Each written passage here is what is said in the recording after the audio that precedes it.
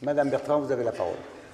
Je vous remercie, Monsieur le Président. Monsieur le Président, chers collègues, la loi numéro 2012-1361 du 6 décembre 2012 stipule dans son article 2 « Cette journée, ni fériée ni chômée, est fixée au 19 mars, jour anniversaire du cessez-le-feu en Algérie. » Or, cette date ne fut pas un cessez-le-feu. Des milliers de pieds noirs et harkis ont perdu la vie après le 19 mars 1962 et tout le monde a en mémoire les massacres de la rue d'Isly le 26 mars ou le 5 juillet à Oran, soit près de 3 mois et demi après le soi-disant cessez-le-feu.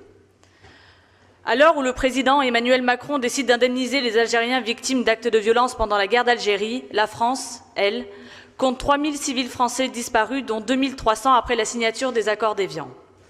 Ce 19 mars est synonyme de défaite et d'abandon qui n'a jamais signifié la fin des combats.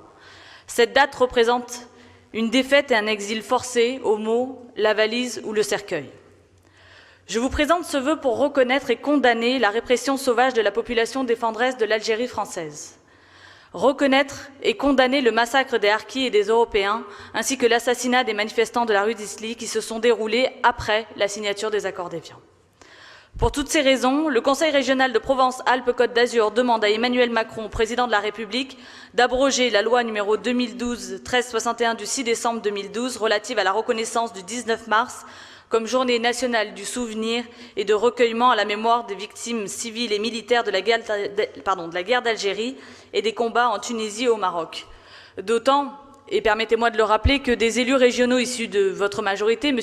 Philippe Vittel, ici présent, votre vice-président, et M. Julien Aubert, député, qui s'est absenté de l'Assemblée, c'est commode, ont déposé une proposition de loi le 5 avril 2016 visant à abroger cette loi. J'espère que nous aurons alors un vote unanime pour ce vœu et vous demande, conformément à l'article 8.3 du règlement intérieur, que le vote soit nominatif. Je vous remercie.